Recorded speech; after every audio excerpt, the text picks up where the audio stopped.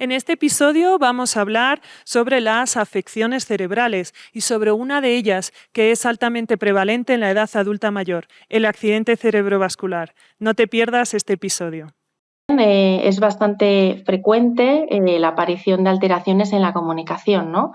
Es cierto que se trata de una enfermedad crónica y que podemos estar durante mucho tiempo intentando trabajar y reforzar desde la rehabilitación las capacidades que se hayan podido ver afectadas, porque al final siempre queremos buscar la máxima promoción de autonomía posible. También tenemos una última parte en la que cuando las capacidades no pueden ser restituidas, recuperadas o minimizar su impacto, pues también entramos en la valoración, ¿no? Y en el entrenamiento de los productos de apoyo para poder compensar esas capacidades que no han podido de alguna manera mejorar del modo que esperábamos.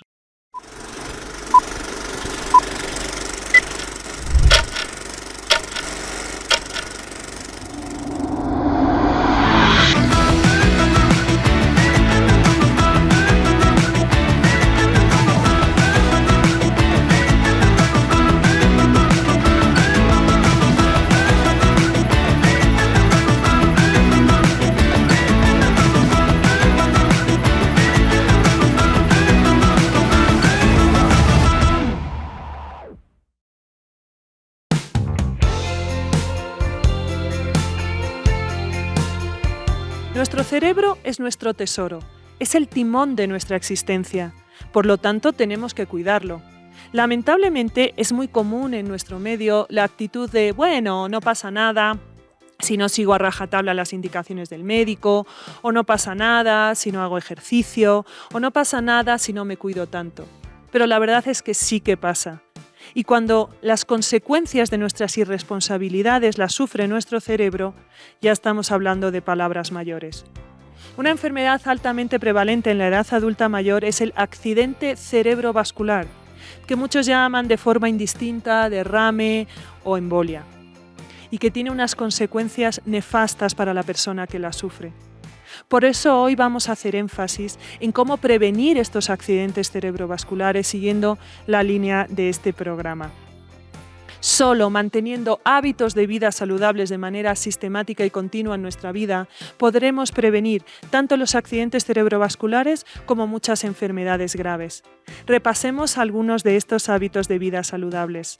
En primer lugar está la dieta, la cual tiene que ser baja en grasas, baja en sal y alta en hidratación para que nuestras arterias estén limpias. Por otro lado, es muy importante el ejercicio para que se fortalezca nuestro sistema cardiocirculatorio. Recordemos que en este punto la Organización Mundial de la Salud recomienda realizar al menos 3 horas de ejercicio físico a la semana para no ser considerados una persona sedentaria. Por otro lado, en cuanto al consumo de sustancias, tenemos que tener mucho cuidado con el consumo del alcohol y el tabaco, pues ellos afectan seriamente nuestro sistema cardiovascular. Y por supuesto, tenemos que estar atentos a los controles periódicos de presión arterial, de colesterol, de glicemia, para que nuestro médico pueda saber exactamente en qué valores nos encontramos y prescribir la medicación exacta para mantenerlos a raya. La Sociedad Española de Neurología informó que el 80% de los casos de accidente cerebrovascular se podría haber prevenido si la persona hubiera desarrollado sistemáticamente estos hábitos de vida saludables, por lo cual es muy importante tomar nota de ellos y ponerlos en práctica. Para profundizar este tema tan crucial en relación a nuestra salud, hemos invitado a una persona de lujo. Es una profesional excepcional que se va a conectar con nosotros desde Madrid, España. Ella es la licenciada Leticia Huerta Alonso, terapeuta ocupacional. Ella es especialista en terapia ocupacional aplicada al daño cerebral adquirido en la Universidad de Castilla-La Mancha y además trabaja en el Centro Estatal de Daño Cerebral, teniendo más de 19 años de experiencia clínica. Pero antes de darle paso a Leticia, vamos a recordar que este podcast está siendo avalado y apoyado siempre por Los Almendros, Centro de Día y Residencia, que entre su equipo interdisciplinario cuenta con un médico geriatra que nos podrá guiar y nos podrá asesorar en cuanto al tratamiento preciso si es que sufrimos secuelas del accidente cerebrovascular o cualquier otro tipo de patología neurológica. Ahora sí le vamos a dar paso a Leticia Huerta, agradeciendo su participación en el episodio de hoy. Gracias, Leticia, por aceptar nuestra invitación. Empecemos explicando, por favor, con palabras sencillas, qué entendemos por daño cerebral adquirido y cuál es el tipo más frecuente en las personas adultas mayores. Muy bien, Julia. Pues para que podamos comprender en qué consiste el daño cerebral adquirido, necesitamos explicar aquellas características que lo definen. En primer lugar, estamos ante una lesión que no es congénita, no nacemos con ella. Tampoco es degenerativa, como ocurre en el caso de enfermedades como el Parkinson, donde sí que se produce un deterioro continuo y progresivo en el tiempo. Aquí no, aquí hay un pronóstico de mejoría. Y luego aparece en nuestra vida de una forma brusca, repentina. No la esperamos, rompiendo nuestro proyecto de vida que llevábamos hasta el momento previo a la lesión. En cuanto a qué lo origina, pues pueden ser causas físicas externas, como ocurre en el caso de los traumatismos craneoencefálicos, donde un golpe, una caída, un accidente pues puede generar este tipo de lesión, o causas internas que pueden ocurrir en nuestro cerebro, como pueden ser los ictus o accidentes cerebrovasculares, como bien conocemos, o también tumores o infecciones cerebrales como el herpes. De cualquier manera, en este tipo de lesiones se produce una alteración en el nivel de conciencia y esto afecta al final al funcionamiento del ser humano, tanto en los aspectos más cognitivos, físicos o emocionales. Si atendemos un poco a la segunda pregunta que me formulas, que cuál es el tipo de lesión adquirida que con más frecuencia se da en nuestros adultos mayores, pues debemos tener en cuenta que es el ictus, es el accidente cerebrovascular. Son varios los factores que al final nos pueden predisponer a sufrir un ictus, como pueden ser los estilos de vida, ¿no? En cuanto a hábitos de alimentación, consumo de tóxicos, sedentarismo, incluso padecer hipertensión, pero sin duda el envejecimiento es el factor de riesgo que más nos predispone a poder sufrir un ictus, ¿no? Ya que en el transcurso del tiempo pues todos iremos experimentando un deterioro en nuestro sistema vascular. Entonces, ¿qué es ese ictus? ¿Qué es ese accidente cerebrovascular? Pues se trata de la interrupción que se produce a nivel cerebral, en la cual el flujo sanguíneo no llega a los diferentes territorios y no nutre a las diferentes partes del cerebro del oxígeno, ¿no? Y de los nutrientes esenciales que necesita. Entonces lo que ocurre es que se ocasiona una muerte del tejido cerebral, de esas células nerviosas. Y bueno, podemos entender que existen dos tipos de ictus, el isquémico, que en este caso la interrupción se ve motivada porque hay un coágulo en la arteria y obstruye el paso de la sangre, o hemorrágico, en este caso lo que ocurre es que la arteria se rompe y es lo que va a motivar la pérdida de ese flujo, ¿no? En el territorio cerebral. Muy bien, ¿y cómo podemos saber nosotros, así un poco a nivel preventivo, que estamos sufriendo, que estamos comenzando a sufrir un accidente cerebrovascular? Bueno, pues realmente cuando sobreviene un accidente cerebrovascular puede ocurrir que en este caso nuestras personas adultas mayores pues pierdan la conciencia, ¿no? De una forma brusca y repentina. Pero en otros casos lo que nos pasa es que podemos evidenciar que en nuestro familiar aparecen una serie de manifestaciones, de síntomas que nos pueden indicar que algo a nivel neurológico no va bien, que algo ocurre en nuestro cerebro, ¿no? Manifestaciones como puede ser, por ejemplo, en primer lugar, que es la que se suele dar con más frecuencia, es un dolor de cabeza intenso, agudo, muy diferente al tipo de dolor que puede aparecernos en cualquier día de nuestra vida cotidiana. Y luego también se da con bastante frecuencia pues la pérdida de movilidad y de fuerza en una extremidad, en la pierna, en el brazo, incluso en el hemicuerpo, afectación de la sensibilidad, ¿no? Nos refiere la persona en concreto que sufre este tipo de lesión, pues que puede sentir hormigueo, sensación de acorchamiento. Estas alteraciones sensitivas y de movilidad se pueden traducir también en el rostro, ¿no? Podemos ver cómo puede aparecer una parálisis facial y luego también es muy frecuente alteración del equilibrio y la coordinación, ¿no? En cuanto nuestros adultos mayores se dan cuenta que empiezan a sentir que algo no va bien, intentan moverse, levantarse y ven que su cuerpo no les responde. También es bastante frecuente la aparición de alteraciones en la comunicación, ¿no? Aparece la imposibilidad de poder hablar o de no encontrar las palabras o de que no se les entiende, y también dificultades a la hora de que se puedan comprender las instrucciones que les facilitamos, ¿no? Y en último lugar, pues también se dan alteraciones de carácter visual, donde es probable que la persona pueda perder la visión de un ojo, de los dos, o incluso que aparezca visión doble. De cualquier manera, ante la presencia de cualquiera de estas manifestaciones, lo ideal es avisar cuanto antes al servicio de urgencias para que acuda la asistencia médica lo antes posible, porque es una lesión en la que el tiempo es realmente importante, y que sea la persona derivada cuanto antes al hospital, donde le reanimen y le estabilicen médicamente y puedan determinar también a través de pruebas de neuroimagen el diagnóstico específico, ¿no? Ante qué tipo de lesión estamos o la ubicación exacta de la misma. Pues importantísimos estos síntomas, como tú dices, para poder pedir ayuda cuanto antes y ganar ese valioso tiempo entre que la persona comienza a sentirlos hasta que recibe la atención necesaria. Y pongámoslos en el caso de que la persona adulta mayor ya ha sufrido el accidente cerebrovascular. ¿Qué pronóstico le puede esperar en ese caso?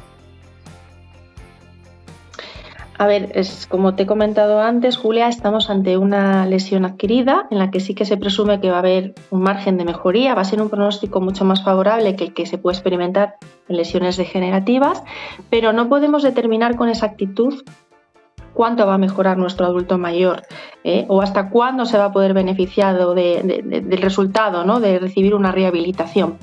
Pero bueno, lo que sí que podemos saber es que lo importante es comenzar cuanto antes con el proceso rehabilitador.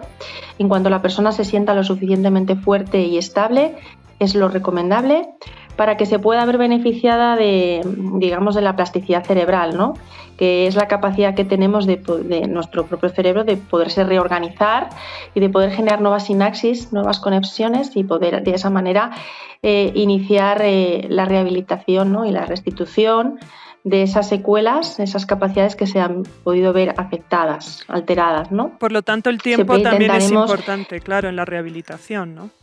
Por supuesto. Es cierto que se trata de una enfermedad crónica y que podemos estar durante mucho tiempo intentando trabajar y reforzar desde la rehabilitación las capacidades que se hayan podido ver afectadas, porque al final siempre queremos buscar la máxima promoción de autonomía posible, que la persona pueda desvincularse al máximo de la ayuda de una tercera persona, que en este caso suelen ser sus parejas, sus hijos mayormente, y queremos sobre todo que vuelva a retomar cuanto antes los roles previos que tenían antes de esa lesión, ¿no? Esa figura de abuelo, de pareja, ¿no?, sus roles relacionados con el ocio, con el tiempo libre, bueno, los roles relacionados con su día a día, sí. Perfecto, esto es muy importante conocer toda esta información también para que no retardemos el momento de inicio de la rehabilitación. ¿Qué consejos le podríamos dar precisamente ahora que sacas tú a colación a estos familiares de una persona adulta mayor que ha sufrido un accidente cerebrovascular?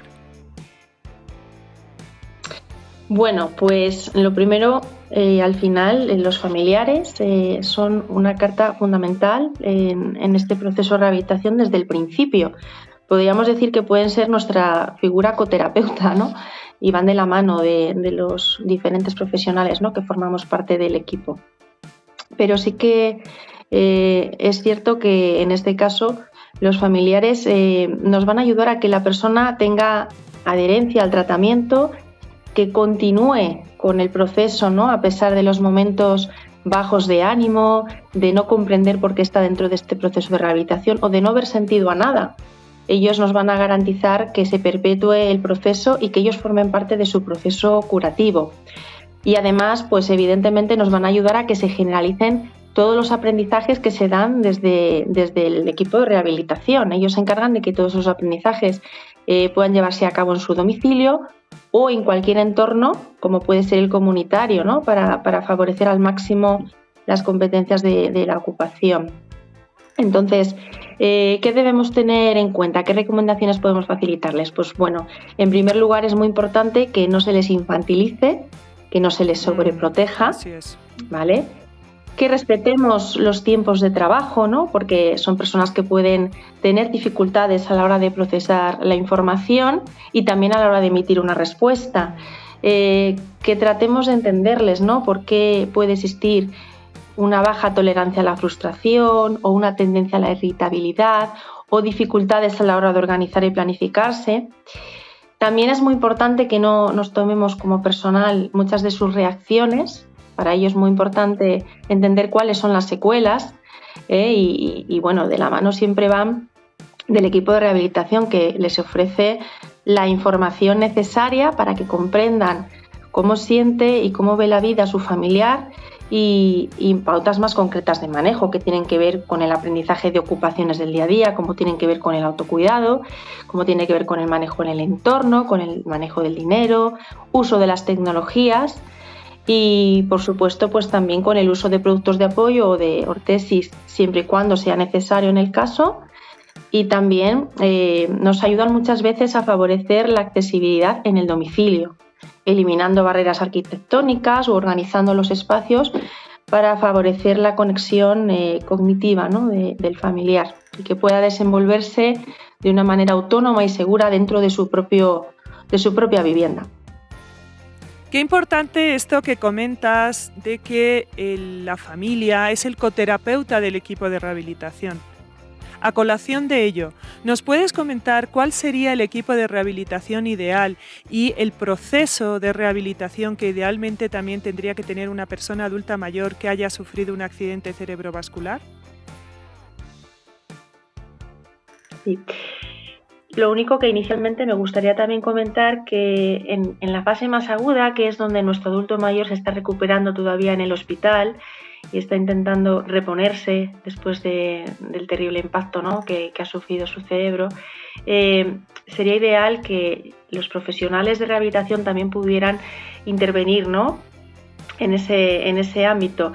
¿Y de qué manera? Bueno, pues ayudando a participar, ¿no? en la movilidad funcional que vaya surgiendo la persona, que de alguna manera se pueda trabajar sobre la prevención de complicaciones, de deformidades, rigideces que puedan aparecer, ¿no?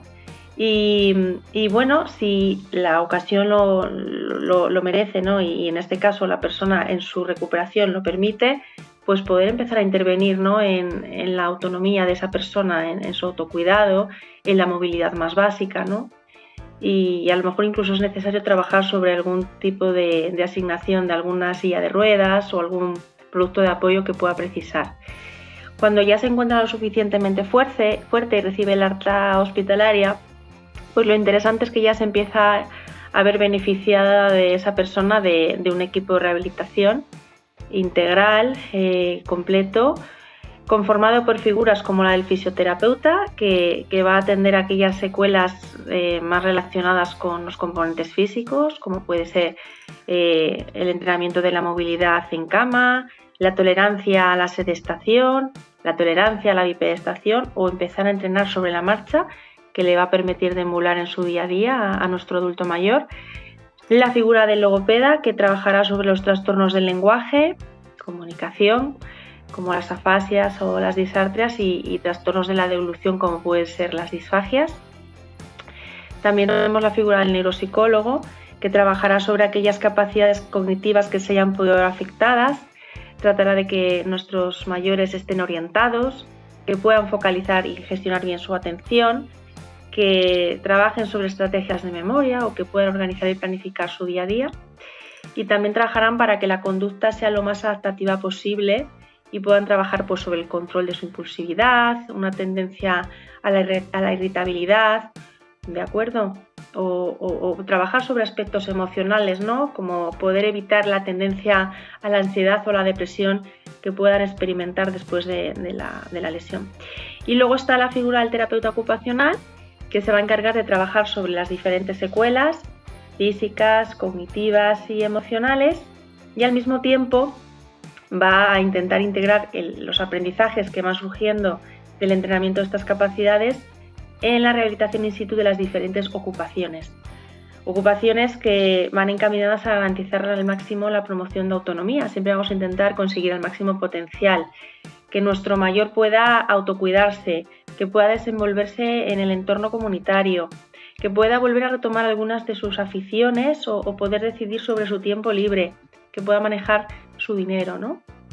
Y también trabajamos de manera y además en equipo, ¿no? y muy de la mano de la familia, en lo que os comentaba antes, ¿no? Garantizar una accesibilidad dentro de su propio domicilio, que garantice la seguridad y que haya una movilidad de calidad en su propio entorno y una buena cognición, ¿no? Pues tratar de que su espacio sea lo más organizado posible y también que perceptivamente sea amable para que no tenga dificultades de búsqueda, ¿no? Dentro de su propio entorno.